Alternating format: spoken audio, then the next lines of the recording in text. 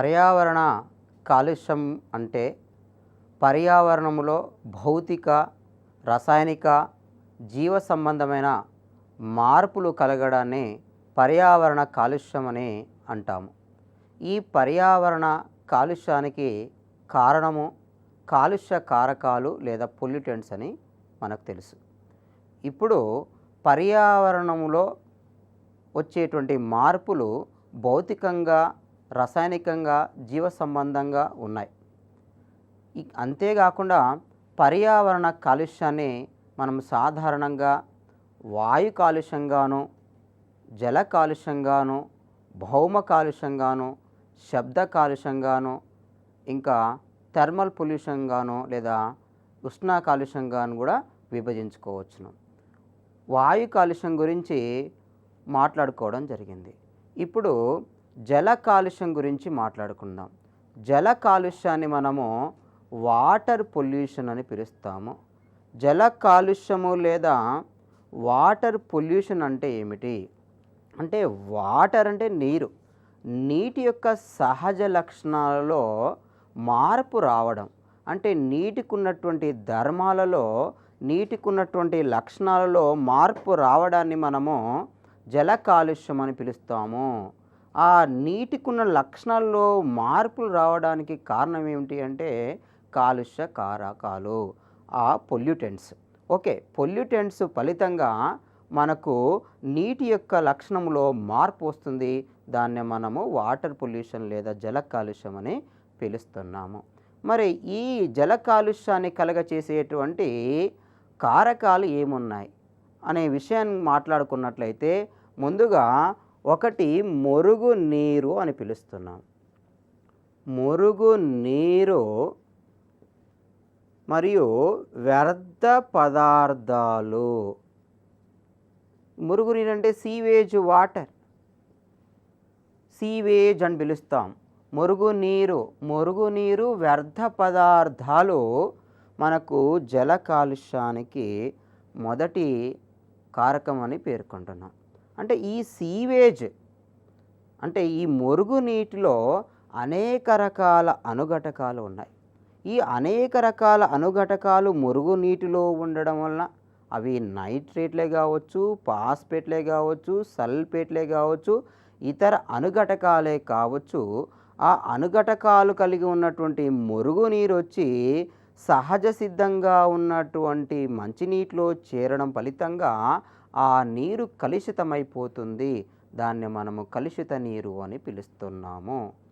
కాబట్టి ఈ మురుగునీటి ద్వారా, ఆ మురుగునీటి అంటే కలుషితమైన నీరు, ఈ కలుషితమైన నీటిలో అనేక రకాల పదార్థాలు వచ్చి చేరాయి, తద్వారా నీటి లక్షణాన్ని మార్చేశాయి. కాబట్టి జల కాలుష్యానికి ఒక కారణము మురుగునీరు మరియు వివిధ రకాల వ్యర్థ పదార్థాలు ఉన్నాయి. ఆ వేస్ట్ డిస్పోజల్ అంటే వేస్ట్ ఆర్ డిస్పోజల్ మెటీరియల్ కూడా నీటిలో చేరడం ఫలితంగా మనకు నీటి యొక్క లక్షణము లేదా నీటి యొక్క గుణము, ధర్మము మారుతుంది. కాబట్టి ఇక్కడ మురుగునీరు, వ్యర్థ పదార్థాలు అనేవి మనకు జల కాలుష్యాన్ని కలుగజేస్తున్నాయి.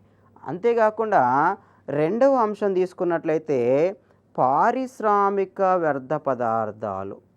పారిశ్రామిక వ్యర్థ పదార్థాలు కూడా మనకు జల కాలుష్యానికి కారణము. అంటే పరిశ్రమల నుంచి విడుదలయ్యేటువంటి, ఈ పరిశ్రమల నుంచి విడుదలయ్యేటువంటి వ్యర్థాలు నీటిలో వచ్చి చేరడం ఫలితంగా నీరు ఆ సహజ లక్షణాన్ని కోల్పోతుంది. కాబట్టి అప్పుడు అది కలుషిత నీరుగా మారుతుంది. కాబట్టి పారిశ్రామిక వ్యర్థాలు నీటిలో చేరడం ఫలితంగా నీటి యొక్క గుణంలో మార్పు వస్తుంది, అది కలుషిత నీరుగా మారుతుంది. మరి ఈ పారిశ్రామిక వ్యర్థాలను నేరుగా నదులలో కానీ లేదా నీటి కొలనులో కానీ సరస్సుల్లో కానీ చేర్చకుండా ఉండడానికి మనకి భారత ప్రభుత్వము ఒక పథకాన్ని ప్రవేశపెట్టింది. ఆ పథకమే గంగా యమున పథకము. అంటే Ganga action plan, Yamuna action plan. అంటే Ganga action plan, Yamuna action plan అని ఎందుకు ఈ 2 పేర్లే వాడుకున్నారు? గంగా యాక్షన్ ప్లాన్ అంటే గంగా కార్యాచరణ పథకము, యమునా యాక్షన్ ప్లాన్ అంటే యమునా కార్యాచరణ పథకము. అంటే ఇక్కడ కార్యాచరణ పథకాన్ని యాక్షన్ ప్లాన్ అని పిలుస్తున్నాము. గంగా కార్యాచరణ పథకము, యమునా కార్యాచరణ పథకము అంటే పరిశ్రమల నుంచి విడుదలయ్యేటువంటి వ్యర్థ పదార్థాలన్నీ నేరుగా నదులలో చేరకుండా ఉండేందుకు భారత ప్రభుత్వము ప్రధానంగా ministry of human resource development and environmental ministry ఏం చేసింది అంటే మనకి గంగా యమున కార్యాచరణ పథకాలను ప్రవేశపెట్టడం జరిగింది. ఈ గంగా యమున కార్యాచరణ పథకాల ద్వారా మనకు ఏం అర్థమవుతుందంటే సీవేజ్ ట్రీట్మెంట్ ప్లాంట్లను ఏర్పాటు చేయడం అనేది తెలుస్తుంది. ఏం ఏర్పాటు చేయాలి? సీవేజ్ ట్రీట్మెంట్ ప్లాంట్స్ అంటే ఎస్టీపీలు. ఎస్టీపీ, ఎస్ అంటే సీవేజ్, టీ అంటే ట్రీట్మెంట్, పి అంటే ప్లాంట్స్ అంటే మురుగునీటిని శుద్ధి చేసేటువంటి ఈ ప్లాంట్స్ ఏర్పాటు చేయాలి అనేటువంటి విషయం మనకు అర్థమవుతుంది. గంగా కార్యాచరణ పథకం, యమునా కార్యాచరణ పథకము ద్వారా భారతదేశములో వివిధ ఎస్టీపీలను ఏర్పాటు చేయాలనేటువంటి సిఫారసు రావడం జరిగింది.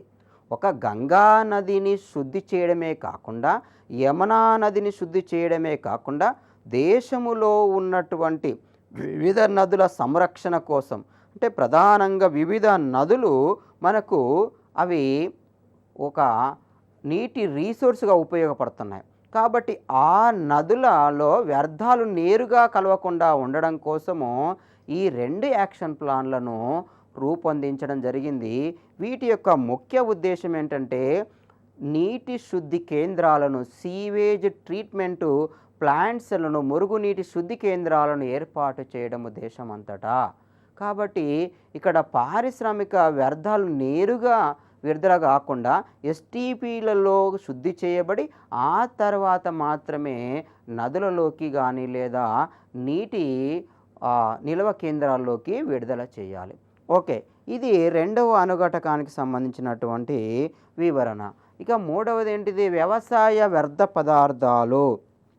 ఇక్కడ వ్యవసాయ వ్యర్థ పదార్థాల గురించి మాట్లాడుకున్నట్లయితే ఈ వ్యవసాయ వ్యర్థ పదార్థాలు అంటే ఏమిటి అంటే వ్యవసాయములో మనము వివిధ రకాల ఎరువులను మరియు వివిధ రకాల క్రిమి సంహారక పెస్టిసైడ్సే కావచ్చు, ఇన్సెక్టిసైడ్సే కావచ్చు, ఫంగిసైడ్సే కావచ్చు, అవి హెర్బిసైడ్సే కావచ్చు, వివిధ రకాల క్రిమి సంహారకాలను వాడడం ఫలితంగా అవి నేరుగా ఎక్కడికి చేరుతున్నాయి? నీటిలోకి చేరుతున్నాయి. ఆ నీటిలోకి చేరడం వల్ల నీరు కలుషితమవుతుంది. అంటే వ్యవసాయములో ఉపయోగించేటువంటి వివిధ రకాల రసాయనాలు లేదా ఎరువుల ఫలితంగా, కృత్రిమ ఎరువుల ఫలితంగా మనకి ప్రధానంగా జల కాలుష్యము ఏర్పడుతుంది. అంటే ఇక్కడ పంట పొలాలలో మనము దిగుబడి అధికం చేయడం కోసము ఏం చేస్తున్నాము? నైట్రేట్లను ఎరువు రూపంలో వాడుతున్నాం. ఈ నైట్రేటును ఎరువు రూపంలో వాడడం వల్ల అది భూమిలో ఉన్నటువంటి జలములో కలిసిపోతుంది. భూమిలో ఉన్నటువంటి జలములో కలిసిపోవడం వల్ల ఆ భూమిలో ఉన్నటువంటి నీరు కలుషితమవుతుంది. ఆ కలుషితమైనటువంటి నీటిని తాగడం ఫలితంగా ఏమవుతుంది? ఆ కలుషితమైన నీరు తాగడం వల్ల ఆ జీవిలో ఉన్నటువంటి రక్తంలో, ప్రధానంగా మానవుల్లో ఉన్నటువంటి రక్తంలో కానీ ఏదైతే జీవి ఆ నీటిని వినియోగించుకుంటుందో ఆ జీవిలో ఉన్నటువంటి రక్తములో ఆ నైట్రేట్ కలిసిపోతుంది. తద్వారా ఆ రక్తములో ఉన్నటువంటి హీమోగ్లోబిన్తో కలిసిపోయి అది మిథనో హీమోగ్లోబిన్గా మారుతుంది. ఆ మిథనో హీమోగ్లోబిన్ వలన ఏమవుతుందంటే రక్తములో ఆక్సిజన్ యొక్క పరిమాణము తగ్గిపోతుంది. కాబట్టి రక్తంలో ఆక్సిజన్ పరిమాణం తగ్గిపోయినప్పుడు శ్వాస సంబంధమైనటువంటి వ్యాధులు రావడానికి అవకాశం ఉంటుంది. కాబట్టి అక్కడ అవస్థలు ఏర్పడుతున్నాయి. ఆ రకమైనటువంటి లక్షణాన్ని మనము మిథనో హీమోగ్లోబినేమియా అని పిలుస్తున్నాము. ఏమంటున్నాము అంటే మిథనో గ్లోబినేమియా అని పిలుస్తున్నాము. అంటే మీథేను అంటే నైట్రేటు ఆ రక్తంలో చేరిన తర్వాత మిథనో హీమోగ్లోబిన్గా మారి అక్కడ ఆక్సిజను సరఫరాను తగ్గించడం ఫలితంగా శ్వాస సంబంధ సమస్యలు రావడాన్ని మిథనో గ్లోబినేమియా అని పిలవడం జరుగుతుంది. ఓకే, ఇక్కడ వ్యవసాయ వ్యర్థ పదార్థాల వల్ల కలిగేటువంటి సమస్య గురించి మాట్లాడుకున్నాం. ఆ తర్వాత థర్మల్ పవర్ ప్లాంట్లలోంచి విడుదలయ్యేటువంటి వ్యర్థ పదార్థాలు అంటే థర్మల్ పవర్ ప్లాంట్ల నుంచి విడుదలయ్యేటువంటి వ్యర్థ పదార్థాల వల్ల కూడా నీరు కలుషితమవుతుంది. అంటే థర్మల్ ప్లాంట్స్లో వినియోగిస్తున్నటువంటి వివిధ అనుఘటకాల నుంచి విడుదలయ్యేటువంటి మనకు వ్యర్థాల ద్వారా కూడా నీరు కలుషితమవుతుంది. ఇంకా న్యూక్లియర్ పవర్ ప్లాంట్ల నుంచి కూడా విడుదలయ్యేటువంటి వ్యర్థాల వల్ల కూడా నీరు కలుషితమవుతుంది. అలాగే ఇంకా పారిశ్రామిక వ్యర్థాలలో ఇంకొక కారకం ఏంటంటే ఉష్ణము.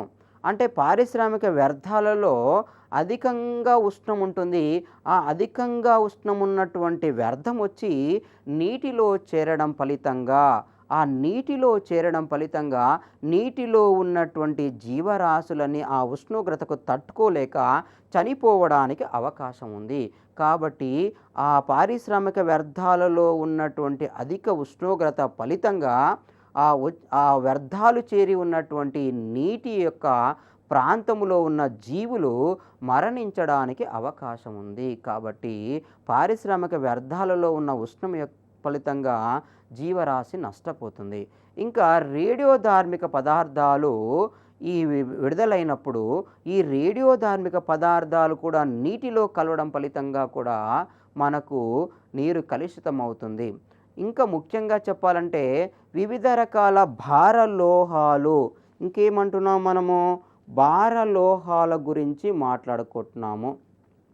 ఈ భారలోహాలు అంటే హెవీ మెటల్స్. ఈ హెవీ మెటల్స్లో మనం ముఖ్యంగా వేటిని గురించి మాట్లాడుకుందామంటే మనము పాదరసము గురించి మాట్లాడుకుందాము, సీసం గురించి మాట్లాడుకుందాము, కాడ్మియం గురించి, పాదరసము, సీసము, ఇంకా మ్యాంగనీస్ గురించి కూడా మాట్లాడుకుందాం. ఇవి భారలోహాలు. ఈ భారలోహాల ఫలితంగా ఈ భారలోహాలు వచ్చి నీటిలో చేరడం ఫలితంగా వచ్చేటువంటి సమస్యలు ఏంటివి జీవులకి అంటే ఇక్కడ ముందుగా మనము పాదరసం తీసుకున్నట్లయితే పాదరసము తీసుకున్నట్లయితే ఏమవుతుంది? ఈ పాదరసము అంటే క్యాన్సర్ను కలిగిస్తుంది. అంటే ఈ ఆర్సెనిక్ పదార్థాలను కాక మనము నీటిలో తీసుకున్నప్పుడు మనకు క్యాన్సర్ కలిగేటువంటి అవకాశాలు ఎక్కువగా ఉన్నాయి. అంతేకాకుండా ఇది ఏమవుతుంది? నీటిలో కరిగినప్పుడు మిథైల్ మెర్క్యూరీగా మారుతుంది. ఈ మిథైల్ మెర్క్యూరీగా మారినప్పుడు ఆ మిథైల్ మెర్క్యూరీని నీటిలో ఉన్నటువంటి జీవులు అవి తీసుకున్నప్పుడు ఆ నీటిని తీసుకున్నప్పుడు ఉదాహరణగా చేపలు తీసుకున్నాయనుకోండి, ఆ చేపలను మానవుడు తీసుకోవడం వలన మనకు మినిమెటా అనేటువంటి వ్యాధి వస్తుంది. కాబట్టి మినిమెటా వ్యాధికి కారణం ఏంటిది అంటే పాదరసము. ఈ పాదరసము ఎక్కడ నీటిలో కలిసి మిథైల్ మెర్క్యూరీగా మారింది. ఆ మిథైల్ మెర్క్యూరీ చేపల్లోకి చేరింది. ఆ చేపలలో ఉన్నటువంటి మిథైల్ మెర్క్యూరీ ఆహారంగా తీసుకున్నప్పుడు మానవుల్లోకి చేరి మినిమెటా అనేటువంటి వ్యాధిని కలగచేస్తుంది. ఏమిటా వ్యాధి అంటే మినిమెటా అనేటువంటి వ్యాధి. ఈ మినిమెటా వ్యాధి కారణము మిథైల్ మెర్క్యూరీ అనేటువంటి విషయం మీరు గుర్తుంచుకోవాలి. ఆ తర్వాత మనము సీసం గురించి మాట్లాడుకున్నట్లయితే, ఇంకా సీసం వలన మనకు ఏమొస్తుంది? ప్రధానంగా క్యాన్సర్ రావచ్చు. అంతేకాకుండా గుండె సంబంధమైనటువంటి వ్యాధులు కూడా వస్తాయి. లెడ్ వలన మనకు వివిధ రకాల హృదయ సంబంధ సమస్యలు మరియు క్యాన్సర్ కూడా కలగడానికి అవకాశము ఉన్నది. ఇంకా ఆ తర్వాత మనము కాడ్మియం గురించి మాట్లాడుకున్నట్లయితే, ఈ కాడ్మియం వలన మనకు ఏమి కలుగుతుంది అంటే, నీటిలో కాడ్మియము వివిధ పరిశ్రమల నుంచి విడుదలై చేరడం ఫలితంగా ఈ కాడ్మియం ఉన్నటువంటి నీటిని తీసుకోవడం ఫలితంగా మనకు మొదటగా దేని మీద ప్రభావం కనబడుతుందంటే, మూత్రపిండాల మీద మనకు ప్రభావం ఉంటుంది. అంటే మూత్రపిండాలు క్షీణించిపోవడానికి అవకాశం ఉంటుంది. కాబట్టి ఈ మూత్రపిండాల మీద ప్రభావం చూపించేటువంటి భారలోహము ఏంటంటే కాడ్మియము. కాబట్టి కాడ్మియం అనేది ప్రధానంగా మూత్రపిండ సంబంధ సమస్యలను మరియు మూత్రపిండాల క్షీణతను ప్రభావితము చేస్తుంది అనే విషయాన్ని మీరు గుర్తుపెట్టుకోవాలి. ఇంకొక మాటలో చెప్పాలంటే, కొన్నిసార్లు ఇది ఎముకల మీద కూడా ప్రభావితం చేస్తుంది. కాబట్టి అలా ఎముకల మీద ప్రభావితానికి కారణమైనటువంటి భారలోహం కూడా మనకి ఇక్కడ కాడ్మియం అనేటువంటి విషయాన్ని గుర్తుపెట్టుకోవాలి. కొన్నిసార్లు ఇది ఆస్టియోమలేషియాను అంటే ఆస్టియాలజీ అనగానే ఎముకల అధ్యయనం అని తెలుసు. కాబట్టి ఇక్కడ ఎముకలకు సంబంధించినటువంటి సమస్యకు ఇది కారణమవుతుంది. ఇది కాడ్మియానికి సంబంధించిన వివరణ. ఇంకా మ్యాంగనీస్ని తీసుకున్నట్లయితే, ఈ మ్యాంగనీస్ అనేది ఏమిటి? మనకు ఇది కూడా భారలోహం. ఈ మ్యాంగనీస్ వలన మనకు ఎలాంటి సమస్యలు రావడానికి అవకాశం ఉంటుంది అంటే, మ్యాంగనీస్ వలన సాధారణంగా కంటి మీద సమస్యలు వస్తాయి. అంటే కంటి సంబంధమైనటువంటి సమస్యలు రావడానికి లేదా అంధత్వము రావడానికి కారణమైనటువంటి భారలోహం ఏంటంటే మ్యాంగనీస్. కాబట్టి మ్యాంగనీస్ వలన కంటి జబ్బులు రావడానికి అవకాశం ఉంటుంది ప్రధానంగా. అంతేకాకుండా అంధత్వము కూడా రావడానికి, బ్లైండ్నెస్ కూడా రావడానికి మనకు అవకాశం ఉంటుంది. అంటే మ్యాంగనీస్ వల్ల కంటి జబ్బులు లేదా అంధత్వం రావడానికి అవకాశం ఉంది. కాడ్మియం ఫలితంగా మనకు మూత్రపిండాల సంబంధ వ్యాధులు లేదా ఆస్టియోమలేషియా రావడానికి అవకాశం ఉంది. పాదరసం వలన మనకు ప్రధానంగా క్యాన్సర్తో పాటుగా మినిమెటా వ్యాధి రావడానికి అవకాశం ఉంటుంది. మరి ఇంకొక మాటలో చెప్పాలంటే, ఈ కాడ్మియం వలన కూడా అంటే ఈ కాడ్మియం వలన కూడా ఇథాయి అనేటువంటి వ్యాధి వస్తున్నట్టుగా కూడా గుర్తించారు. అంటే ఇథాయి అనేటువంటి వ్యాధి రావడానికి కారణమైనది కూడా కాడ్మియం అనేటువంటి విషయాన్ని మీరు గుర్తుపెట్టుకోవాలి. అంటే పాదరసం అనగానే మనకు మినిమెటా అనేటువంటి విషయం, మిథైల్ మెర్క్యూరీ అనగానే మనకు మినిమెటా గుర్తుంది. కాబట్టి క్యాన్సర్ గుర్తుంది. అలాగే లెడ్ అనగానే గుండె సంబంధ సమస్యలు, క్యాన్సరు, ఇలా వివిధ రకాల సమస్యలు లేదా వ్యాధులు జీవులలో కలగడానికి కారణం ఏంటంటే భారలోహాలు. కాబట్టి ఒకటే విషయము, మనము కాడ్మియము, మ్యాంగనీసు, సీసము, పాదరసము వలన కలిగేటువంటి సమస్యలను వరుసగా గుర్తుంచుకోవడం అవసరము. ఇంకా మరి ఇతర సమస్యలు ఏంటివి అంటే, తాగే నీటిలో ఫ్లోరైడ్ చేరడము. అంటే మనం తాగే నీటిలో గాక ఫ్లోరైడ్ అధికంగా ఉన్నది అనుకోండి, ఏమేమి సమస్యలు వస్తాయి?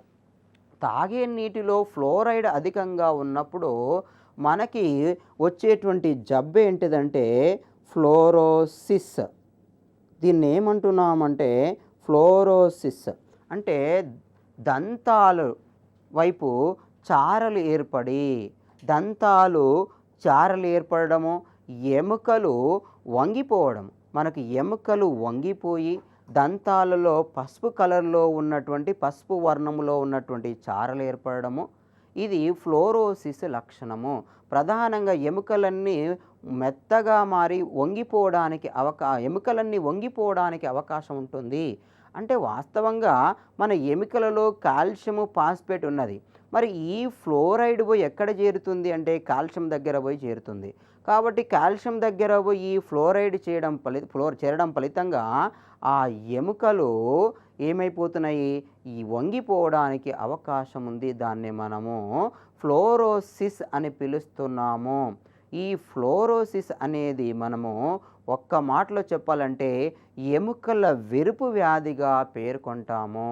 కాబట్టి ఫ్లోరైడ్ అధికంగా ఉన్నటువంటి తెలంగాణ రాష్ట్రంలో ఉన్న జిల్లా ఏంటంటే నల్లగొండ. కాబట్టి నల్లగొండ జిల్లా ఫ్లోరైడ్కు అధికంగా ఉన్నటువంటి కేంద్రముగా మీరు గుర్తుపెట్టుకోవాలి. ఫ్లోరైడ్ వల్ల వచ్చే సమస్య ఏంటంటే ఫ్లోరోసిస్. ఈ ఫ్లోరోసిస్ ఎక్కడ రావడానికి కారణం ఏంటంటే ఫ్లోరైడ్ పోయి కాలుష్యం ఎముకల్లో ఉన్నటువంటి ఆ కాలుష్యము దగ్గర చేరడము. కాబట్టి ఈ ఫ్లోరైడ్ తగ్గించడానికి ఈ మధ్య కాలంలో నీరి అనేటువంటి సంస్థ, National Engineering Environment Research Institute నాగపూర్లో ఉన్నటువంటి నీరి అనే సంస్థ ఒక విధానాన్ని ప్రవేశపెట్టింది. దాన్ని మనము నల్లగొండ విధానము అని పిలుస్తున్నాము. అంటే ఫ్లోరైడ్ ప్రభావాన్ని తగ్గించడం కోసం వచ్చినటువంటి ఒక విధానము అది. ఇలా జల కాలుష్యానికి సంబంధించినటువంటి కారణాల గురించి మనం మాట్లాడుకున్నాం.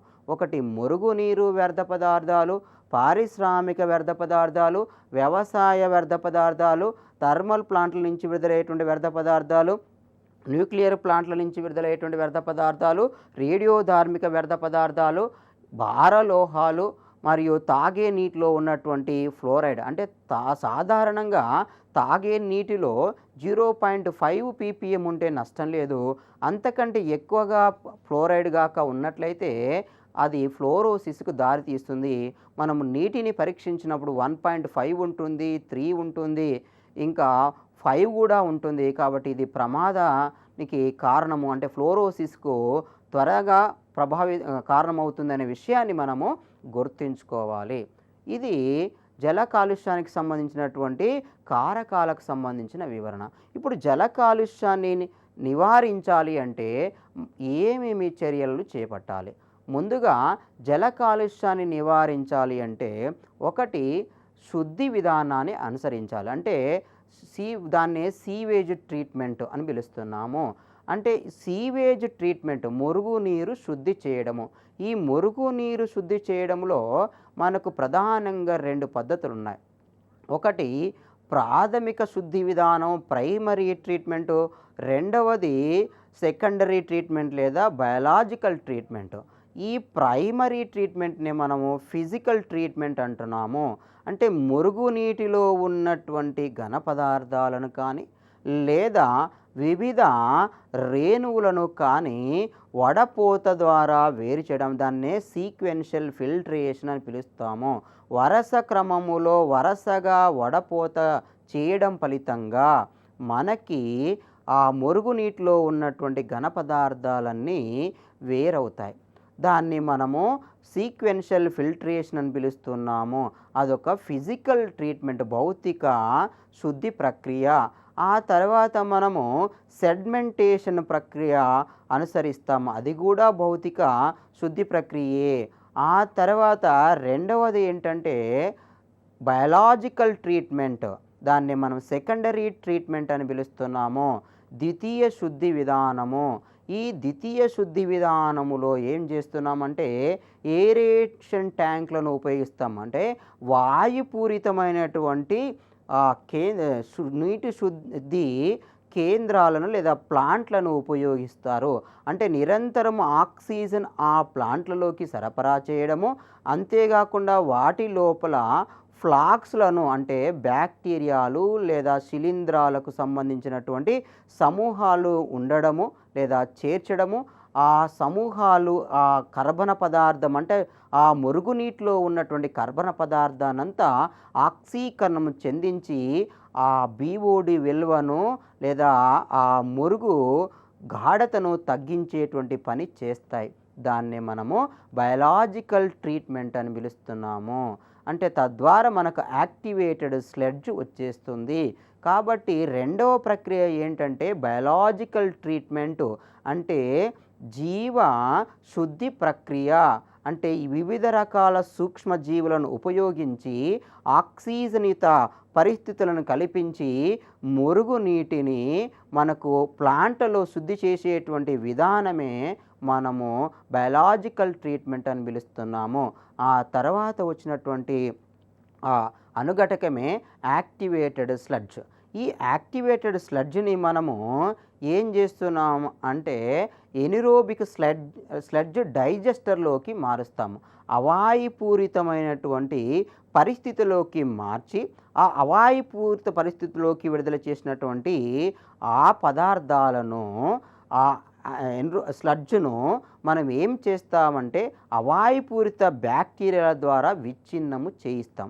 ఆ అవాయుపూరిత బ్యాక్టీరియాల్లో ప్రధానంగా ఉండేవి ఏంటంటే మిథనోజెనిక్ బ్యాక్టీరియాలు. ఈ మిథనోజెనిక్ బ్యాక్టీరియాలు ఆ అవాయుపూరిత పరిస్థితులలో ఆ స్లెడ్జ్ను విచ్ఛిన్నము చేసి అందులో ఉన్నటువంటి సేంద్రియ పదార్థాన్నంతా విచ్ఛిన్నము చేసి మనకు గోబర్ గ్యాస్ను లేదా బయోగ్యాస్ను విడుదల చేస్తాయి. అంటే బయోగ్యాస్ ఉత్పత్తి అనేది ఎనిరోబిక్ స్లడ్జ్ డైజెస్టర్లో జరుగుతుంది. ఆ బయోగ్యాస్ అనేది వాయువుల మిశ్రమం అని మాట్లాడుకున్నాము. అందులో మనకు మీథేను, కార్బన్ డైఆక్సైడ్, H2 లేదా H2S అనేది ఉంటుందని మనకు తెలుసు. కాబట్టి మిథనోజెనిక్ బ్యాక్టీరియా అక్కడ ఉంటుంది అనే విషయం మనకు తెలుసు. ఈ బయోగ్యాస్ లేదా గోబర్ గ్యాస్ను మనకు ఈ ఫ్యూయల్గాను లేదా మనం ఇంధనముగాను వాడుకుంటున్నాము. లేదా మనకు లైటనింగ్ కోసం కూడా, అంటే కాంతిని ఇవ్వడం కోసం, కాంతి కోసం కూడా మనము వాడుకుంటున్నాం అనే విషయం మీరు గుర్తుపెట్టుకోవాలి. ఓకే, మొత్తం మీద ఈ గ్యాస్ ఉత్పత్తికి కూడా ఈ వ్యర్థము తోడ్పడుతుందనే విషయం మనకు ఇక్కడ అర్థమవుతుంది. ఆ తర్వాత మనము ఇక ఐఆర్ఆర్ఐ అంటే IRRI అంటే international rice research institute. International rice research institute అనేటువంటి సంస్థ అంతర్జాతీయ వరి పరిశోధన కేంద్రం సంస్థ మనకు ఫిలిప్పైన్స్లోని మనీలాలో కలదు. ఈ మనీలాలో ఉన్నటువంటి ఈ పరిశోధన కేంద్రం ఏం చేసిందంటే మడ్ బాల్ టెక్నిక్ను ప్రవేశపెట్టింది. ఈ మడ్ బాల్ టెక్నిక్ను ప్రవేశపెట్టడం ద్వారా ఏమి లాభం ఉంది మనకు అంటే ఈ కృత్రిమ ఎరువుల వాడకం అనేది తగ్గించడానికి సాధ్యమైంది. అంటే కృత్రిమ ఎరువుల వాడకము తగ్గడం ఫలితంగా మనకు జల కాలుష్యం అనేది తగ్గుతుంది. ఈ జల కాలుష్యం తగ్గించడం కోసము కృత్రిమ ఎరువుల వాడకాన్ని తగ్గించాలనేటువంటి ఆలోచన IRRI చేయడం జరిగింది. దానిలో ఏం చేశారంటే ఏదైతే ఎరువులు వాడుతున్నారో అవి మృత్తికలో కలిసిపోయేటట్టు అవి మనకు మృత్తికలో ఉన్న జలాన్ని కలుషితం చేయకుండా ఉండేటట్లు ప్రయత్నాలు చేసి సఫలీకృతమై కావడం జరిగింది. దాన్ని మనం మడ్ బాల్ టెక్నిక్ అని పిలుస్తున్నాము. దాన్ని ప్రవేశపెట్టింది ఏంటంటే ఇంటర్నేషనల్ రైస్ రీసెర్చ్ ఇన్స్టిట్యూట్. ఇవి ఈ జల కాలుష్యానికి తగ్గించడానికి అనుసరించేటువంటి కొన్ని నివారణ చర్యలు. ఆ తర్వాత మనము భౌమ కాలుష్యం గురించి మాట్లాడుకుందాము. భౌమ కాలుష్యము ఇప్పటి వరకు మనము జల కాలుష్యానికి కారణమగునట్టు కాలుష్య కారకాల గురించి మరియు కాలుష్యాన్ని తగ్గించడం కోసము తీసుకోవలసినటువంటి లేదా అనుసరించవలసినటువంటి నివారణ చర్యల గురించి మాట్లాడుకున్నాం. ఇప్పుడు భౌమ కాలుష్యము లేదా సాయిల్ పొల్యూషన్ అంటే ఇక్కడ మృత్తిక లోపల వివిధ రకాల వ్యర్థాలు చేరడం ఫలితంగా ఆ భూమి యొక్క స్వభావము మారుతుంది. తద్వారా మనకు సమస్యలు ఎదురవుతాయి. దాన్ని మనము భౌమ కాలుష్యము అని పిలుస్తున్నాము.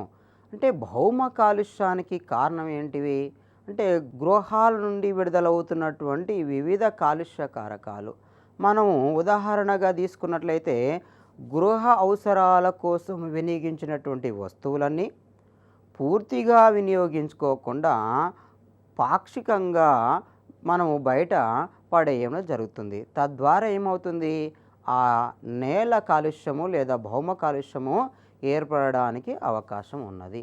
అంతేకాకుండా మనం ఇంటిలో వంట కోసం ఉపయోగించేటువంటి కూరగాయలు కానీ ఇంకా ఇతర పదార్థాలలో కూడా మనం పూర్తిగా వినియోగించుకోవట్లేము. తద్వారా మనము వాటిని బయట పడేసినప్పుడు అది భౌమ కాలుష్యానికి మూలమవుతుంది. ఇంకా నేలను అధికంగా వినియోగించుకోవడం వల్ల కూడా మనకు ఏమవుతుంది అంటే భౌమ కాలుష్యము జరగడానికి అవకాశం ఉన్నది. మరి నేలను అతిగా వాడడం ఏంటి అంటే ఇక్కడ ఒక మాటలో చెప్పాలంటే మనకు నేలలో ఒక పంట కోసము ఉపయోగించాము. ఆ నేలను పంట కోసం ఉపయోగించిన తర్వాత దానిలో మనము వివిధ రకాల రసాయనాలను ఉపయోగించడం జరిగింది. వివిధ రకాల ఎరువులను, వివిధ రకాల రసాయనాలను వాడినప్పుడు అప్పుడు ఆ భూమి యొక్క స్వభావము కోల్పోవడానికి అవకాశం ఉంది.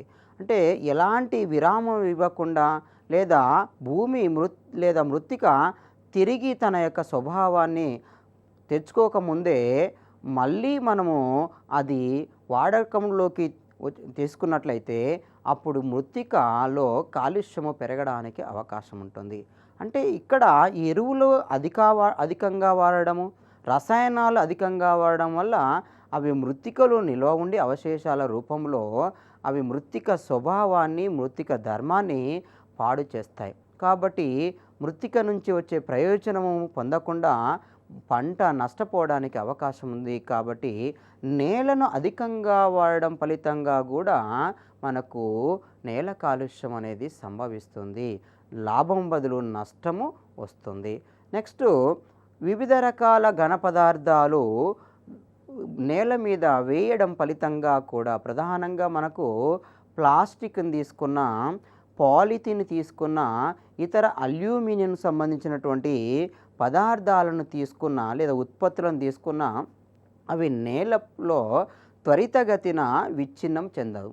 అలాంటి విచ్ఛిన్నము చెందినటువంటి పదార్థాలు ఆ నేలలో ఎక్కువ కాలం నిల్వ ఉండడం ఫలితంగా అవి వివిధ రకాల సమస్యలను తీసుకొస్తాయి. కాబట్టి ఈ ఘన పదార్థాల ఫలితంగా కూడా మనకు ఈ నేల కాలుష్యము జరగడానికి అవకాశం ఉంది. చెత్తనే కావచ్చు, చెత్త ఎక్కువ కాలము నిల్వ ఉన్న లేదా చెత్తలో ఉన్న విధాన ఘటకాలు త్వరితగతిగా విచ్ఛిన్నం చెందకపోవడం వల్ల కూడా మనకు ఆ సాయిల్ పొల్యూషన్ ఏర్పడుతుంది. అంతేకాకుండా ఇప్పుడు ఆ చెత్త ద్వారా కూడా ఏమవుతుంది, మనకు వివిధ రకాల సూక్ష్మజీవులు ఉత్పత్తి కావడానికి అవకాశం ఉంది. వివిధ రకాల సూక్ష్మజీవులు ఇక్కడ ఏం చేస్తున్నాయంటే ఉపయోగకరమైన సూక్ష్మజీవులను నాశనం చేయడమే కాకుండా మృత్తిక యొక్క స్వభావాన్ని కూడా మార్చివేస్తాయి. అంతేకాకుండా ఆ చెత్తలో ఉన్నటువంటి సూక్ష్మజీవులు మనకు వివిధ రకాల వాయువులను విడుదల చేయడంలోనూ లేదా వివిధ రకాల వ్యాధులను జీవులకు లేదా మానవులకు, జంతువులకు వ్యాధులు కలగజేయడానికి కూడా కారణమవుతాయి. కాబట్టి ఇక్కడ నేల స్వభావం పోయింది. తర్వాత నేల మీద ఉన్నటువంటి జీవులకు సమస్యలు ఎదురవుతున్నాయి. ఇంకా మనము ఈ అణుబాంబు కేంద్రాలను కానీ లేదా అక్కడ అణుబాంబు విస్ఫోటన కేంద్రాలను గాక పరిశీలించినట్లయితే అక్కడ విస్ఫోటన ద్వారా విడుదలైనటువంటి ఈ రేడియోధార్మిక పదార్థాల ద్వారా కూడా మనకు నేల కాలుష్యం జరగడానికి అవకాశం ఉంది. కాబట్టి ఈ రేడియోధార్మిక పదార్థాల ద్వారా, అణుబాంబుల విస్ఫోటనం ద్వారా మనకు నేల కాలుష్యము జరుగుతుంది అనేటువంటి విషయాన్ని మనము గుర్తుంచుకోవాలి. ఇంకా అణువిద్యుత్ కేంద్రాల నుంచి, ఈ అణువిద్యుత్ కేంద్రాల నుంచి కూడా మనకు వచ్చేటువంటి వ్యర్థాలు కూడా మనకు నేల కాలుష్యానికి కారణమవుతున్నాయి. ఇంకా చెప్పాలి అంటే ఈ చిప్స్, ఈ ఎలక్ట్రానిక్ గ్యాడ్జెట్స్ వినియోగించుకున్న తర్వాత వాటిని డిస్పోజ్ చేసినప్పుడు, వాటిని పడేసినప్పుడు అవి త్వరితగతిన విచ్ఛిన్నం చెందవు. కాబట్టి ఈ చిప్స్ వల్ల కూడా మనకు నేల కాలుష్యం అనేది జరుగుతుంది. మరి ఈ చిప్స్ ఈ నిర్వహణ కోసము అంటే ఈ చిప్స్లో వచ్చినటువంటి ఈ వ్యర్థాల నిర్వహణ కోసము ఈ మధ్య కాలంలో ఒక నిర్వహణ కేంద్రము పనిచేస్తున్నది. అది ఈ పరిసర అనేటువంటి ఒక నిర్వహణ కేంద్రము ఈ చిప్స్ను ఈ చిప్స్ నుంచి వచ్చినటువంటి వ్యర్థాల నిర్వహణ అంటే కంట్రోల్ చేయడం అనేది జరుగుతుంది. కాబట్టి ఇది కూడా ఈ చిప్స్ కూడా మనకు ఒక భౌమ కాలుష్యానికి కారణం అనే విషయాన్ని తెలుసుకోవాలి. ఇంకా కొన్ని ప్రాంతాలను తీసుకున్నట్లయితే ఏమిటవి ప్రాంతాలు? హాస్పిటల్ తీసుకున్నట్లయితే మనము పడేసేటువంటి వ్యర్థ పదార్థాలను కాక తీసుకున్నట్లయితే ఆ హాస్పిటల్లో నుంచి వెలువడేటువంటి వ్యర్థాలు లేదా హాస్పిటల్ నుంచి బయటకు పడేసేటువంటి వ్యర్థ పదార్థాలలో అక్కడ మనకు వివిధ రకాల విష పదార్థాలు కూడా ఉండవచ్చు, లేదా వివిధ రకాల అనుఘటకాలు కూడా ఉంటాయి. వాటిని ముందుగా ఏం చేస్తారంటే అతి భస్మీకరణం చేస్తారు. అంటే వీటిని ఇన్సిరేషన్ చేస్తారు. ఈ ఇన్సిరేషన్ చేయడం ఫలితంగా ఆ వ్యర్థాలన్నిటిని నాశనం చేయడానికి, వాటి యొక్క ప్రభావాన్ని పూర్తిగా తగ్గించడానికి అవకాశం ఉంటుంది. కాబట్టి ఇక్కడ ఈ ఘన పదార్థాలను ప్రధానంగా హాస్పిటల్లో నుండి వచ్చినటువంటి వ్యర్థ పదార్థాలన్నిటినీ అతి భస్మీకరణం లేదా ఇన్సిరేషన్ ద్వారా మనం ఆ వ్యర్థ ప్రభావాన్ని తగ్గిస్తారనే విషయాన్ని గుర్తుపెట్టుకోవాలి. అయితే ఈ మధ్య కాలంలో పైరాలసిస్ అనేటువంటి ఒక విధానం వచ్చింది. ఏమిటా విధానము అంటే పైరాలసిస్. ఈ పైరాలసిస్ అంటే ఏమిటి? పైరాలసిస్ అనేది ఇన్సిరేషన్ పద్ధతికి ఒక ప్రత్యామ్నాయ విధానము. పైరాలసిస్ అనేది ఇన్సిరేషన్ పద్ధతికి ఒక ప్రత్యామ్నాయ విధానము. మరి ఈ పైరాలసిస్ అంటే ఏమిటో తెలుసుకోవాలి కదా మనము. పైరాలసిస్ అంటే ఆక్సిజను లేకుండా, అంటే O2 లేకుండా, లేదా ఆక్సిజను నియంత్రిత పరిస్థితులలో, ఆక్సిజను నియంత్రిత పరిస్థితులలో, ఆక్సిజను లేకుండానైనా లేదా ఆక్సిజన్ నియంత్రిత పరిస్థితులలో పదార్థాలను మండించడాన్ని మనము పైరాలసిస్ అని పిలుస్తాము. ఆక్సిజన్ లేకుండా లేదా ఆక్సిజన్ నియంత్రిత పరిస్థితులలో ఈ ఘన పదార్థాలను మండించడాన్నే పైరాలసిస్ అని పిలుస్తాము. ఇది ఇన్సిరేషన్ విధానానికి ప్రత్యామ్నాయ పద్ధతి. సాధారణంగా మరి ఘన పదార్థాలైనటువంటి ఏమిటి ఘన పదార్థాలు? మనకు సాధారణంగా మనకు వంట చెరుకు ఉన్నది, నెక్స్ట్ ఈ కొబ్బరి పీచు ఉన్నది, లేదా కొబ్బరి ముక్కలు ఉన్నాయి, తర్వాత చెత్త ఉన్నది, ఇంకా జీడి మామిడి ఆ పెంకు ఉన్నది, తర్వాత వివిధ రకాల గింజల పెంకులు ఉన్నాయి, తర్వాత మనకు ఈ రంపపు పొట్టు ఉంది, ఇంకా ఇతర పదార్థాలు ఉన్నాయి. ఇవన్నీ ఘన పదార్థాలు. వాస్తవంగా ఈ ఘన పదార్థాలను మండించడానికి మనకు ఎసిటిక్ ఆమ్లం కానీ, ఎసిటోన్ కానీ, మిథైల్ ఆల్కహాల్ కానీ ఉపయోగిస్తారు. ఈ మిథైల్ ఆల్కహాల్, ఎసిటోన్, ఎసిటిక్ ఆమ్లాన్ని వివిధ రకాల ఘన పదార్థాలను మండించడానికి ఉపయోగించడం జరుగుతుంది. మరి ఇక్కడ ఏమంటున్నాము పైరాలసిస్లో అంటే ఆక్సిజన్ లేకుండా లేదా ఆక్సిజన్ నియంత్రిత పరిస్థితుల్లో మనము ఈ ఘన పదార్థాలను మండించడాన్ని మనం పైరాలసిస్ అంటాము.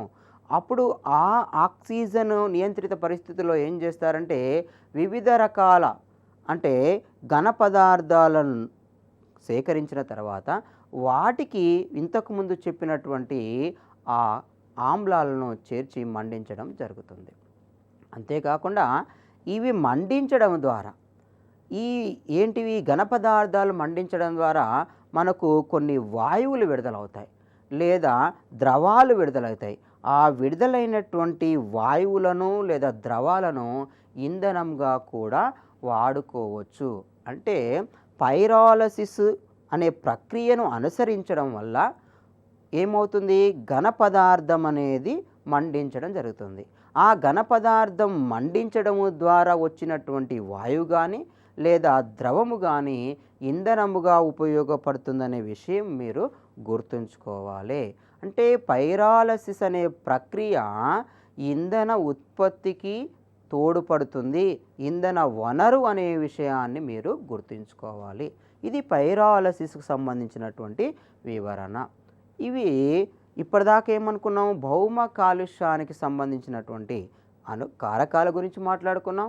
ఇంకా భౌమ కాలుష్యములో ప్రధానంగా ఉన్నటువంటి ఘన పదార్థాల నిర్వహణకు సంబంధించినటువంటి పైరాలసిస్, ఇన్సిరేషన్ పద్ధతుల గురించి కూడా మనము మాట్లాడుకున్నాము. అంతేకాకుండా ఈ ఘన పదార్థాలను ఇంకేం చేస్తారంటే మనకు సాధారణంగా చేయాల్సింది ఏంటంటే ల్యాండ్ ఫిల్స్ చేస్తారు.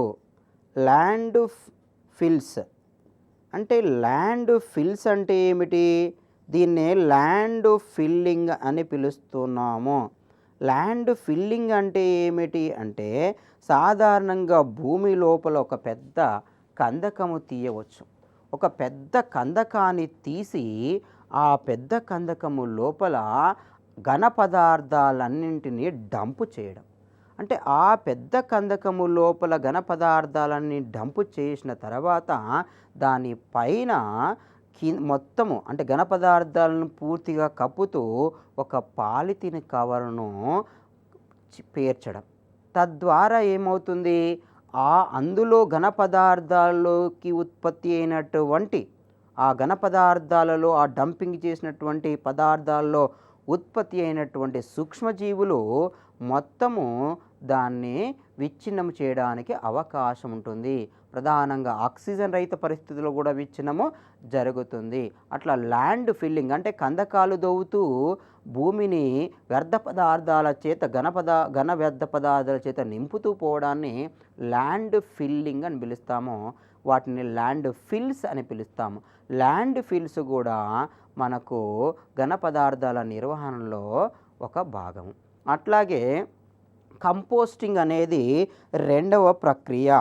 కంపోస్టింగ్, ఈ కంపోస్టింగ్లో ఏం జరుగుతుంది మనకు అంటే సాధారణంగా ఇక్కడ ఘన పదార్థాలు అన్నీ ఒక ప్రదేశము లోపల చేర్చడం, ఆ ప్రదేశము లోపల చేర్చినటువంటి ఆ ఘన పదార్థాలను ఆవరించి ఏదేని ఒక మన ఈ పొరను అంటే కవర్ను కూడా కప్పడానికి అవకాశం ఉంటుంది. ల్యాండ్ ఫిల్లింగ్లో ప్రాథమికంగా ఏం చేస్తారంటే భూమిని తవ్వి అందులో ఘన పదార్థాలు నింపి వదిలేయడం ఒక ప్రక్రియ. కొన్నిసార్లు కందకాలు తవ్వి వాటిని పూర్తిగా పాలిథిన్ కవర్లో కప్పివేయడం ఒక ప్రక్రియ. ఇక్కడ కంపోస్టింగ్లో ఏం చేస్తున్నారంటే ఒక కందకాన్ని తవ్వి అందులో వివిధ రకాల ఘన వ్యర్థ పదార్థాలను చేర్చి దాన్ని పూర్తిగా మట్టితో నింపడము, మట్టితో కవర్ చేయడం ఫలితంగా అందులో ఏం జరుగుతుంది, వివిధ రకాల సూక్ష్మజీవులు ఉత్పత్తి అయ్యి ఆ సూక్ష్మజీవులు ఆ సెల్యులోజు లేదా ఇతర కర్బన పదార్థాలు కలిగి ఉన్నటువంటి ఘన పదార్థాలు మొత్తాన్ని విచ్ఛిన్నం చేయడం జరుగుతుంది. తద్వారా మనకు ఒక కంపోస్ట్ ఎరువు ఉత్పత్తి జరుగుతుంది. అంటే కంపోస్టింగ్ ద్వారా మనకి ఏం సాధ్యమవుతుందంటే ఎరువు ఉత్పత్తి సాధ్యమవుతుంది. కాబట్టి కంపోస్టింగ్ ప్రక్రియ అనేది ఇక్కడ ముఖ్యమైనటువంటి ప్రక్రియగా మనం గుర్తుంచుకోవాలి. ఇక్కడ భౌమ కాలుష్యాన్ని తగ్గించడంలో ఘన పదార్థాల నిర్వహణలో ఒక ప్రక్రియగా గుర్తుంచుకోవాలి. ఇవి ఘన పదార్థాల అంటే భౌమ కాలుష్య పదార్థాల నిర్వహణకు సంబంధించినటువంటి కంట్రోల్కి సంబంధించినటువంటి అంశాలు. ఇప్పుడు శబ్ద కాలుష్యం గురించి మాట్లాడుకుందాం. సౌండ్ పొల్యూషన్ గురించి మాట్లాడుకుందాం. సౌండ్ పొల్యూషన్ అంటే సాధారణంగా మనము అన్ని రకాల ధ్వనులను వినలేము. మరి మనము ఏ రకమైన ధ్వనులను భరించగలుగుతాము అంటే కొంత డెసిబుల్స్ పరిమాణం వరకే, తీవ్రత వరకే మనము వినగలము. అంటే ఆ డెసిబుల్స్ అని ఎందుకంటున్నానంటే శబ్దాన్ని కొలిచేటువంటి ప్రమాణమే డెసిబుల్. ఎప్పుడైతే మనం వినేటువంటి శబ్ద తీవ్రత పరిధి దాటుతుందో అప్పుడు మనకు అది అతిధ్వని అంటున్నాము, మనకు హాని కలుగచేసే ధ్వని అని పిలుస్తున్నాము. అంటే మనకు వినడానికి ఆమోదయోగ్యంగా లేని లేదా వినసొంపుగా లేనటువంటి ధ్వని వలన వచ్చేటువంటి ప్రభావమే ధ్వని కాలుష్యము అని పిలుస్తున్నాము. అంటే ధ్వని ఉన్నంత స్థాయిలో ఉండడం కాకుండా అతిగా ఉండడం గాక జరిగినట్లయితే దాన్ని మనము ధ్వని కాలుష్యము అని పిలుస్తున్నాము. ఇక్కడ ధ్వని కాలుష్యానికి గల కారణాలు ఏంటివి? ముఖ్యంగా చెప్పాలంటే పరిశ్రమల యొక్క పెరుగుదల జరిగింది. అంటే ఇప్పటి వరకు ఇండస్ట్రియలైజేషన్ అనేది ఇక్కడ రోజు రోజుకి పెరుగుతుంది ప్రపంచంలో. ఈ ప్రపంచంలో ఇండస్ట్రియలైజేషన్ పెరగడం ఫలితంగా మనకి ధ్వని యొక్క ప్రభావము జీవరాశుల మీద పడుతుంది. ఆ పరిశ్రమల యొక్క ఆ పరిసరాల చుట్టే మానవులు కానీ లేదా ఇతర జీవులు ఆవాస చేయడం ఫలితంగా అక్కడ ఆ ధ్వనుల యొక్క ప్రభావానికి ఆ జీవులు పడుతున్నాయి. కాబట్టి పారిశ్రామికీకరణ జరగడము, పారిశ్రామికీకరణ ఎక్కువగా జరగడం కూడా ధ్వని కాలుష్యానికి ఒక కారణము. ఇక రెండవది అర్బనైజేషన్, అంటే పట్టణీకీకరణ. ఈ పట్టణీకీకరణకు మూలం ఏంటిది అంటే అన్ని సౌకర్యాలు ఉన్నటువంటి ప్రాంతానికి వెళ్ళి ఆవాసాన్ని ఏర్పరచుకోవాలన్నటువంటి ఆలోచనలో మానవుడు ఉండడం ఫలితంగా ఇక్కడ పట్టణీకీకరణ పెరుగుతుంది, అర్బనైజేషన్ పెరుగుతుంది. అంతేకాకుండా జనాభా రోజు రోజుకి పెరుగుతూ ఉండడం, అంటే జనాభా పెరుగుదల ఒకటి, ఆ జనాభా పెరుగుదల ఫలితంగా మనకి ధ్వని కాలుష్యము కలుగుతుంది. ఇంకా మనకు యంత్రాల వినియోగం కూడా, అంటే వివిధ ఉత్పత్తులకు సంబంధించి వివిధ యంత్రాల వాడకం జరుగుతుంది.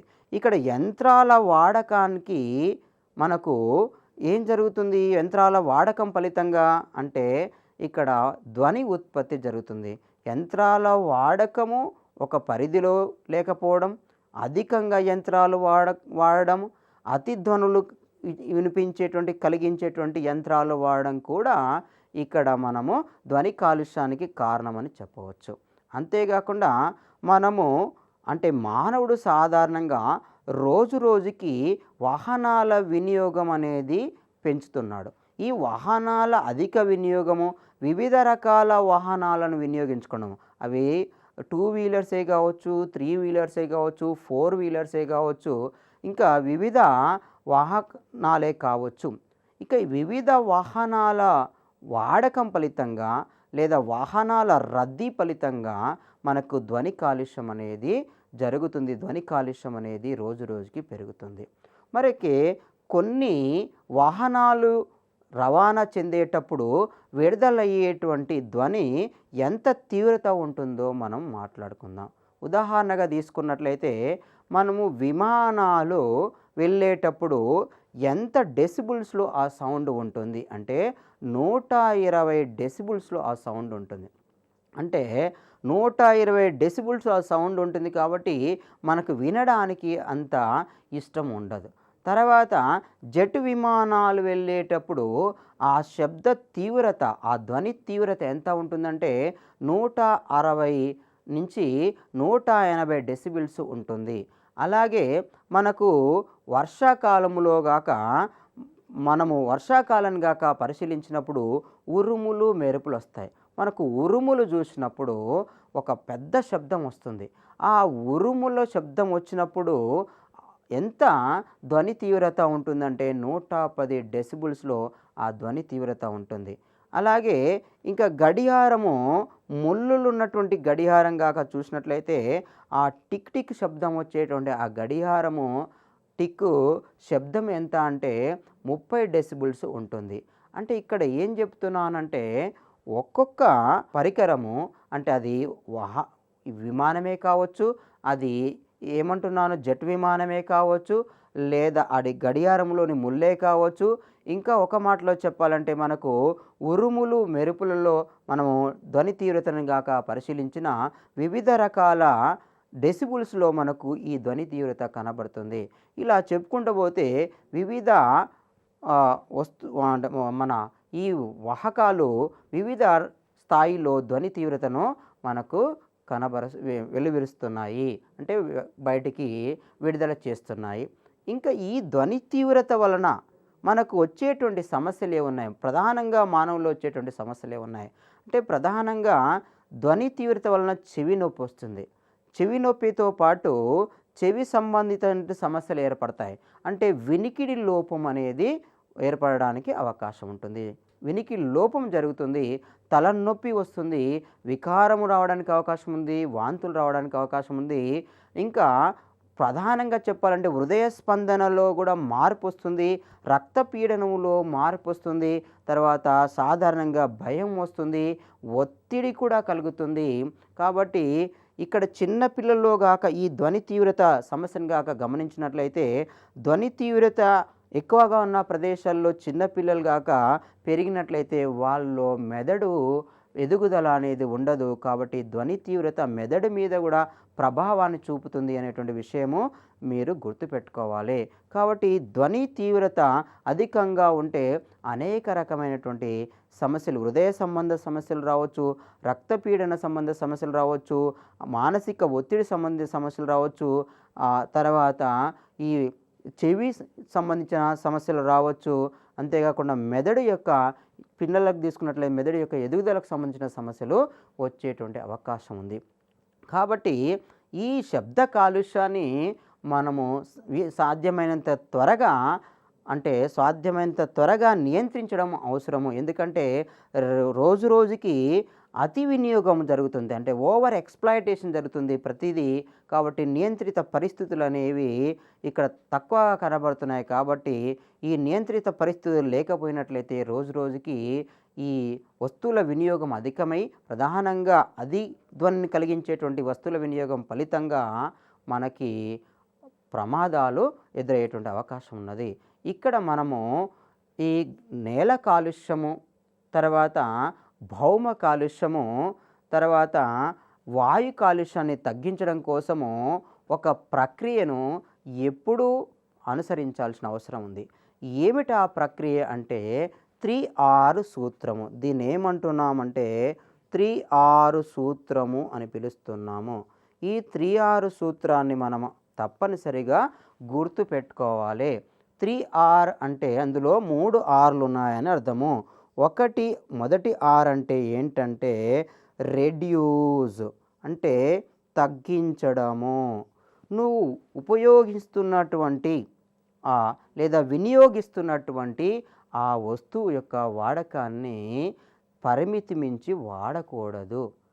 అధికంగా వాడకుండా నువ్వు జాగ్రత్త తీసుకోవాలి. అంటే తగ్గించి వాడడం అనేది ఒక ప్రక్రియ. రెండవది రీయూజ్. రెండవ ఆర్ ఏంటంటే రీయూజ్. ఒకవేళ అది నువ్వు ఉపయోగించినట్లయితే ఆ ఉపయోగించిన దానిని తిరిగి ఉపయోగించేటువంటి ప్రయత్నాన్ని మొదలుపెట్టడము. అంటే ఇక్కడ మనము ఉదాహరణగా ఏదేని వస్తువును మనం వినియోగించిన తర్వాత అది పాడైందని పక్కన పడేస్తాము, కానీ దాన్ని మళ్ళీ ఉపయోగంలోకి తీసుకురావడమే రీయూజ్. ఉదాహరణగా పాలిథిన్ బ్యాగులు తీసుకోండి. పాలిథిన్ ఒకసారి వాడిన తర్వాత పడేస్తాము, కానీ వాటిని తీసుకుపోయి మళ్ళీ ప్రాసెసింగ్ చేసి రీయూజ్లోకి కూడా తీసుకురావచ్చు. కాబట్టి రీయూజ్ అనేటువంటి మనము ప్రక్రియను అనుసరించాలి. తర్వాత మూడవది ఏమంటున్నానంటే 3 రీసైకిల్, అంటే అది పునఃచక్రీయము చెందేటట్టు చూడడము. అంటే సాధారణంగా ఏదేని పదార్థమైనా విచ్ఛిన్నము చెందింది అంటే అందులో ఉన్నటువంటి అణుఘటకాలు పునఃచక్రీయము చెందుతాయి. కాబట్టి ఇక్కడ ఆ అణుఘటకాలు పునఃచక్రీయము చెందిన తర్వాత ఏమవుతాయి, అవి తిరిగి వాటి యొక్క చక్రీయ మార్గములో అవి చేరుతాయి. అవి కర్బన పదార్థములో ఉన్నటువంటి లేదా సేంద్రియ పదార్థంలో ఉన్నటువంటి ఏ అణుఘటకాలు తీసుకున్నా, కార్బన్ తీసుకున్నా, హైడ్రోజన్ తీసుకున్నా, నైట్రోజన్ తీసుకున్నా మనకు ఏమవుతాయి, అవి తిరిగి అవి చక్రీయ పద్ధతిలో పాల్గొంటూ ఉంటాయి. అంటే ఇక్కడ ఏ పదార్థాన్నైనా రీసైకిల్ చేయడం అనేది ఇక్కడ అవసరము. అంటే నేల కాలుష్యాన్ని తగ్గించడానికైనా, భౌమ కాలుష్యాన్ని తగ్గించడానికైనా, జల కాలుష్యానికి తగ్గించడానికైనా మనకు ఉపయోగపడేటువంటి సూత్రం ఏంటంటే 3R సూత్రము. ఈ 3R సూత్రములో మనము రెడ్యూస్ చేసుకోవాలి, అంటే ఓవర్ ఎక్స్‌ప్లాయిటేషన్ జరగకుండా చూసుకోవాలి. తర్వాత అంటే దాన్ని తగ్గించి వాడడం అనేది మాట్లాడుతున్నాము. తర్వాత ఒకసారి వాడిన దాన్ని మనము తిరిగి ఉపయోగించుకునేటువంటి ప్రయత్నం చేయడమే రీయూజ్ అంటున్నాము. తర్వాత మనము రీసైకిల్ అంటే అవి అన్నీ రీసైకిల్ అయ్యేటట్టు చూడాలి. అంటే ఒక ఉదాహరణగా మనం ఆ పదార్థాలను విచ్ఛిన్నం చేయడం ఫలితంగా ఏమవుతుంది, అందులో ఉన్న అణుఘటకాలు రీసైకిల్ అవుతాయి. అంటే ఇక్కడ ఘన పదార్థాలను మనం కంపోస్ట్ చేసినప్పుడు ఏమవుతుంది అంటే అక్కడ మినరలైజేషన్ జరుగుతుంది, ఖనిజీకరణ జరుగుతుంది. ఆ ఖనిజీకరణ తర్వాత అందులో ఉన్న మినరల్స్ అన్నీ ఆ మృత్తికలో కలిసిపోయి ఆ మృత్తిక నుంచి చివరికి వాతావరణంలోకి చేరడం జరుగుతుంది. కాబట్టి ఇక్కడ రీసైకిల్ లేదా పునశ్చక్రీయ పద్ధతిలో కూడా మనము వాడుకోవడం అనేది కూడా అవసరము.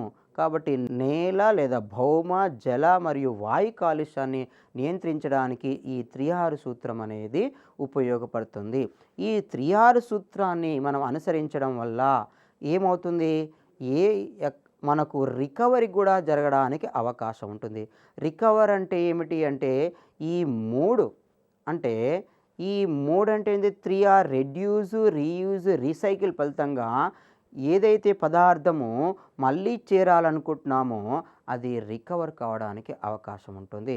కొన్నిసార్లు రికవరీ గురించిన వివరణగా మాట్లాడుకున్నట్లయితే ఒక ప్రాంతములో మనము డీఫారెస్టేషన్ అంటే రోడ్డు వెడల్పులో కానీ లేదా పట్టణీకరణ భాగంలో కానీ లేదా సుందరీకరణ భాగంలో కానీ మనము అక్కడ కొన్ని వృక్షాలను తొలగించినట్లయితే వాటి స్థానములో మరొక ప్రాంతములో వృక్షాలను నాటడాన్ని మనము రికవర్గా కూడా పేర్కొంటాం. అంటే ఒక వస్తువు యొక్క వినియోగము లేదా ఒక అణుఘటకం యొక్క వినియోగాన్ని లేదా ఒక వనరు యొక్క వినియోగాన్ని మనము తొలగించేటప్పుడు ఆ వనరు యొక్క వనరుని వినియోగంలోకి తెచ్చుకునేటప్పుడు దాని యొక్క ఉత్పాదకత కూడా దాని యొక్క అవసరాన్ని కూడా గుర్తించి మరొక స్థానంలో ఏర్పాటు చేయడమే రికవర్గా పేర్కొంటాము. అంటే ఇక్కడ వృక్షాన్ని తొలగించినాము లేదా ఏదైనా ఒక వనరుని తొలగించాము, ఆ వనరు మళ్ళీ ఉత్పత్తికి మరొక ప్రయత్నం చేయడమే రికవర్ అని కూడా పేర్కొంటాం. మొత్తం మీద ఈ 3R సూత్రాన్ని గాక అనుసరించినట్లయితే మనము నేల, జల, మన భౌమ కాలుష్యాన్ని తగ్గించడానికి అవకాశం ఉంది. ఇప్పుడు మనం పరీక్షల్లో వచ్చేటువంటి ప్రశ్నలు గాక మాట్లాడుకున్నట్లయితే ఏమిటి అది, మొదటి ప్రశ్న 3R యొక్క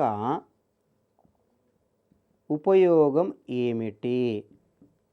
3R యొక్క ఉపయోగము ఏమిటి అని తీసుకున్నప్పుడు, ఒకటి నేల కాలుష్యము తగ్గించవచ్చును, నేల కాలుష్యం తగ్గించవచ్చు.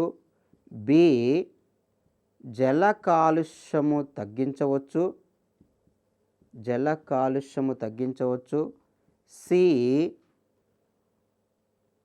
వాయు కాలుష్యము తగ్గించవచ్చు. ఇప్పుడు ఆప్షన్లు ఏమిటంటే, ఒకటి ఏ మాత్రమే, 2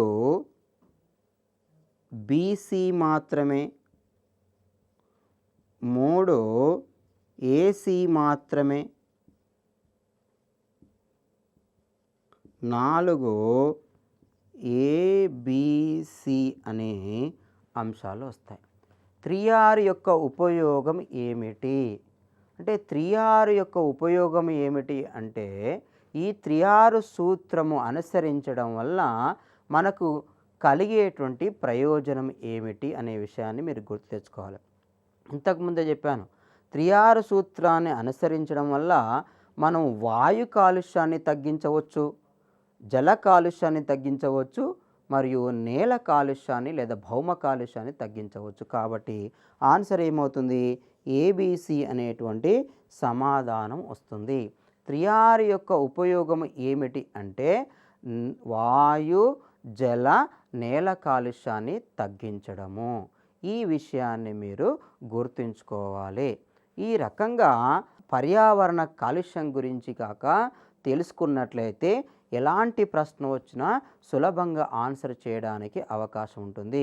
జల కాలుష్యం గురించి తెలుసుకున్న, భౌమ కాలుష్యం గురించి తెలుసుకున్న, శబ్ద కాలుష్యం గురించి తెలుసుకొని సంక్షిప్తంగా మనము ఒక ముఖ్యమైనటువంటి అంశాలను గాక నోట్స్ రూపంలో పొందుపరుచుకున్నట్లయితే మనకు మర్చిపోకుండా ఉండడానికి అవకాశం ఉంటుంది.